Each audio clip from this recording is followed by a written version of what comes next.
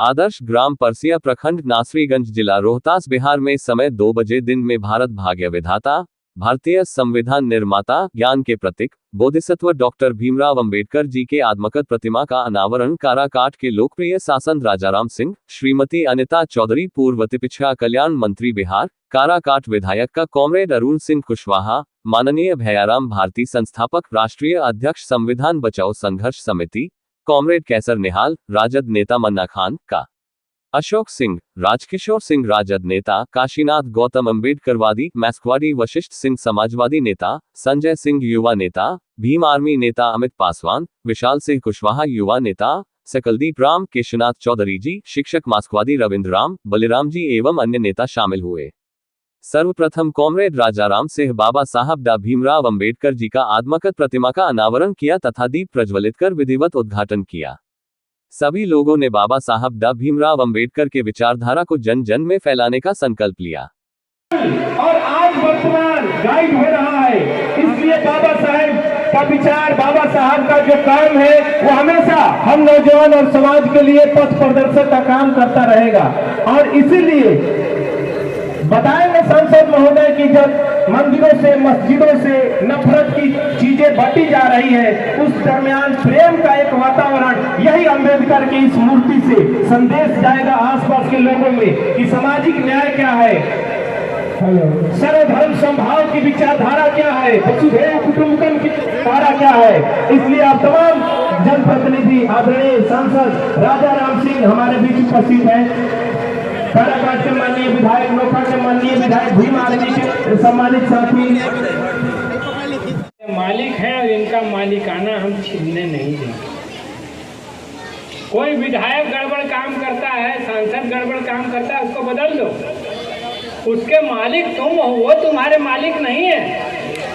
ये जो संविधान में बाबा साहब ने अधिकार दिया है, इस संविधान को बरकरार रखो देश में। इसके पक्ष में डटे रहने वाले हम लोग।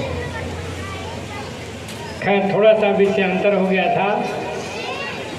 डॉक्टर साहब इसके अध्यक्षता कर रहे हमारे परसिया पंचायत के पूर्व मुखिया पवन चौधरी जी और इस कार्यक्रम में उपस्थित हमारे विभिन्न जगहों से आए हुए भीमराव अंबेडकरवादी साथीगण, अभिभावकगण, मैं सभी का हार्दिक अभिनंदन स्वागत करता हूं।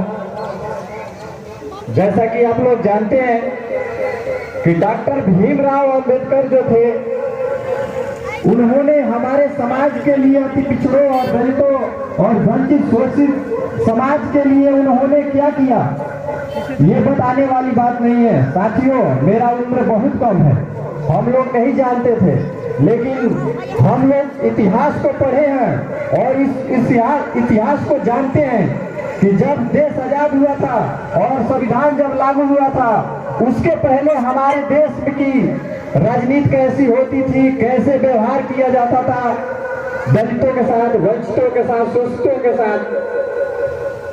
डॉक्टर भीमराव अंबेडकर ने बहुत सारी उपलब्धियां हासिल की थी और उसी उपलब्धियों को और देखते हुए और विभिन्न जगहों से उन्होंने देखा, घूमा, पूरे देश का भ्रमण किया कि हमारे समाज के लिए, हमारे दलित वंचित के लिए क्या हो रहा है। जैसा कि आप लोग जानते हैं कि जो अग्री जाति के लोग थे कैसा व्यवहार करते थे, कोई भी बच्चा स्कूल में पढ़ने नहीं जाता था, अधिकार ही नहीं था।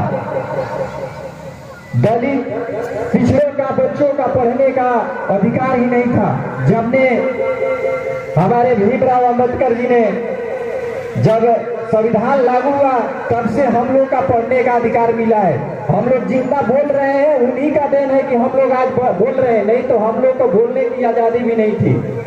साथियों, इस बात को समझना है कि देश 70-75 साल से आजाद हुआ। पहले क्या होता था हमारे समाज के लोगों के साथ में, ये छुपी नहीं है।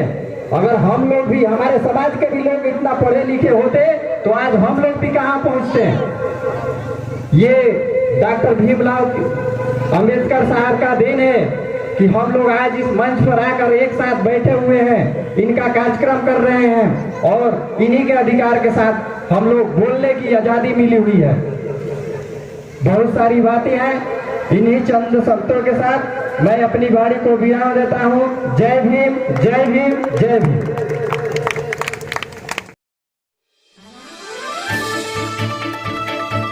आप देख रहे हैं आरएन न्यूज, हमेशा आपके साथ।